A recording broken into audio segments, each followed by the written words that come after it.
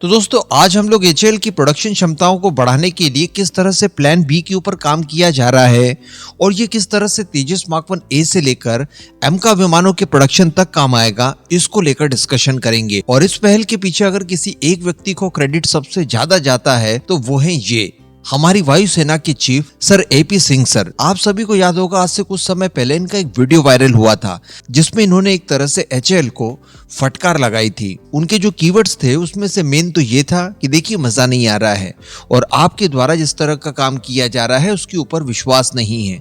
आपको हर परिस्थिति में अपनी प्रोडक्शन की क्षमताओं को उस लेवल तक लेकर जाना पड़ेगा जिसके बाद भारतीय वायुसेना की नीड को आप पूरा कर सकें।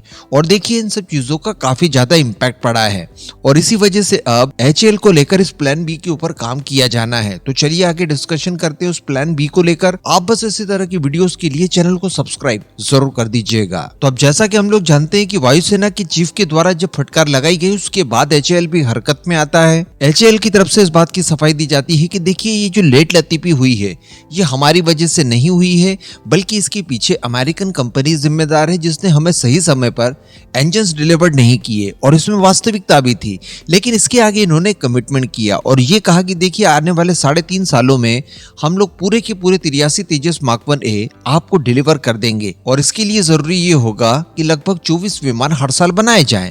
हालांकि बाद में कुछ और परेशानियां भी आ सकती है, इसी वजह से हमें प्रोडक्शन क्षमताओं को और बढ़ाना ही होगा ताकि दिक्कत वगैरह आए तो उसे भी कवर अप किया जा सके। इस वजह से हर हाल में वर्ष 2027 से ये लोग अपनी प्रोडक्शन की क्षमता 30 तक पहुंचा देंगे। तब तक हमारे नासिक में एक और नई फैसिलिटी बनकर तैयार हो जाएगी जहां से 6 विमान हर साल बनाए जा सकेंगे। तो 24 + 6 = 30 हो जाएंगे और ये आंकड़ा एक सही माना जाएगा। लेकिन हम सभी जानते हैं कि इसके लिए एक मजबूत सहयोगी की जरूरत है और एक मजबूत तैयारी और प्लानिंग वगैरह की जरूरत है। इसीलिए बताया जा रहा है कि जो भारत के डिफेंस सेक्रेटरी हैं राजेश कुमार सिंह जी, उनकी अध्यक्षता में कमेटी तैयार की गई है जिसमें बताया जा रहा है कि कुल 5 सदस्य हैं और इस कमेटी का उद्देश्य ही ये होने वाला है कि किस तरह से तेजस के प्रोडक्शन को बढ़ाया जाए।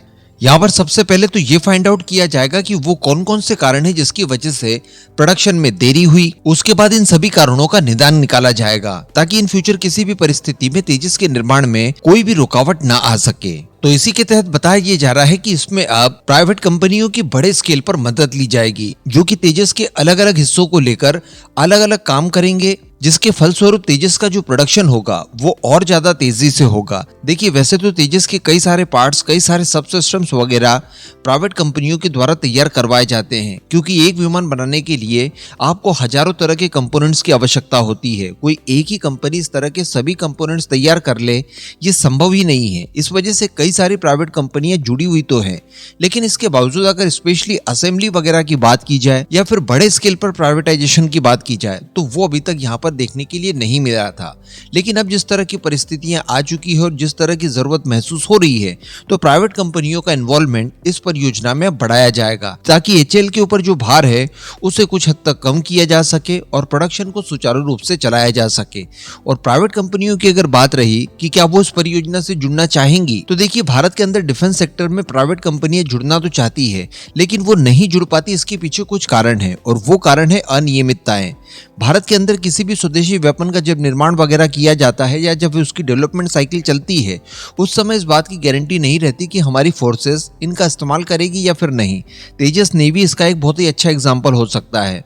मान लीजिए तेजस नेवी की परियोजना से कोई प्राइवेट कंपनियां जुड़ जाती, इन्वेस्टमेंट कर देती और उसके बाद भारतीय नौसेना इसे इनकार कर देती, इसको नहीं अपनाती, तो सोचिए आप उन प्राइवेट कंपनियों को कितना नुकसान हो सकता था। लेकिन अगर तेजस मार्क 1 ए की बात की जाए तो तेजस मार्क 1 ए वो परियोजना है जिसके लिए ऑलरेडी ऑर्डर्स दिए जा चुके हैं 83 के नंबर में और ये एक बड़ा ऑर्डर है। इसके बाद 97 का ऑर्डर पाइपलाइन में है जो कि आने वाले 3 से लेकर 6 महीनों के अंदर दे दिया जाएगा। तो टोटल मिलकर हो जाते हैं 183 विमान। इतना बड़ा ऑर्डर पर्याप्त होगा किसी भी प्राइवेट कंपनी को इसकी ओर आकर्षित होने के लिए और ऐसा जब होगा उसके बाद एक इकोसिस्टम डेवलप होगा।